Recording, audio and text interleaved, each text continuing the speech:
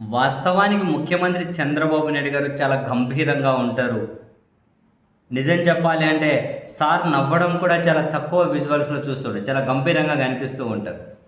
కానీ ఇదంతా ఒకప్పటి మాట. ఇప్పుడు గనక మనం మరీ రీసెంట్‌గా గనక చూస్తే చంద్రబాబు నాయుడు గారు అంటే కొన్నిసార్లు కావాలనే నవ్వుతూ ఉన్నారనిపిస్తది. విరగబడి నవ్వుతూ ఉంటారు. చాలా ఎక్కువ నవ్వుతూ ఉన్నారు.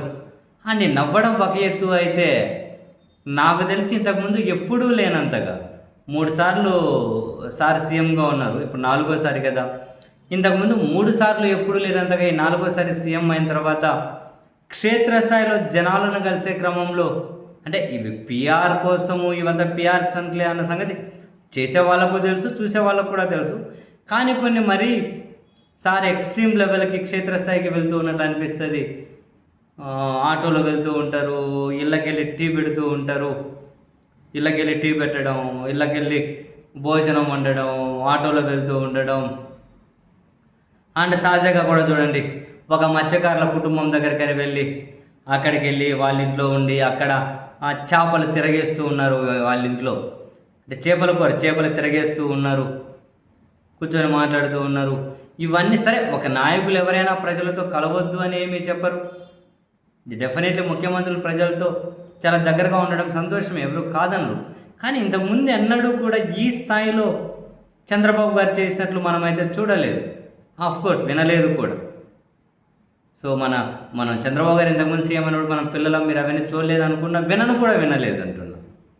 మామూలుగా చంద్రబాబు గారితో కలిసి పనిచేసిన వాళ్ళని ఏం చెప్పేవాళ్ళు, సార్ గంభీరంగా ఉంటారు, చాలా సీరియస్గా ఉంటారు అని చెప్పేవాళ్ళు. చాలా గంభీరంగా ఉంటారు, చాలా సీరియస్గా ఉంటారు అని. కానీ ఇప్పుడు కాసింత మరీ క్షేత్రస్థాయి, ఇప్పుడు పింఛన్ వచ్చింది, పింఛన్ ఇచ్చేకి వెళ్ళారు అనుకుంటే డెఫినెట్లీ ఆ రోజు మొత్తం ఆటోలు వెళ్తూ ఉంటారు, సార్ ఒకరే ఉంటారు, పక్కన సెక్యూరిటీ కనిపించరు, ఇళ్ళకి వెళ్తారు, టీ పెడుతూ ఉంటారు, అంగడిలోకి వెళ్తారు, ఎటువ కొంటూ ఉంటారు. ఇవి రెగ్యులర్గా ఇవి కనిపిస్తూనే ఉన్నాయి. సో అర్థం కాని ఒకటే ఒక ప్రశ్న ఏంటి అంటే, ఇంతకు ముందు ఎన్నడూ లేనంతగా ఇప్పుడు చంద్రబాబు నాయుడు గారు ఈ విధంగా చేయడం వెనక ఏమైనా కారణం ఉందా? ప్రజలకు చాలా దగ్గరగా ఉన్నారు అని ప్రజలకు ఏమైనా మెసేజ్ పంపించి సో దట్ తనకేమైనా పొలిటికల్ మైలేజీ వస్తుందని ఏమైనా భావిస్తూ ఉన్నారా? ఇంతకు ముందు జగన్మోహన్ రెడ్డి గారు ముఖ్యమంత్రిగా ఉన్న జనానికి దూరంగా ఉన్నారని, మేము నిత్యం జనంతోనే ఉన్నాము, మేము జనంతో ఉండే నాయకులం అని చెప్పి ఏమైనా కనుక జనాల్లో ఒక మెసేజ్ ఏమైనా పంపించదలుచుకున్నారా? రీజన్ ఏంటి లేకుండా ఇలా అయితే చేయరు. వీళ్ళు అనుకుంటున్న రీజన్ ఏంటి అన్నది తెలియడం లేదు.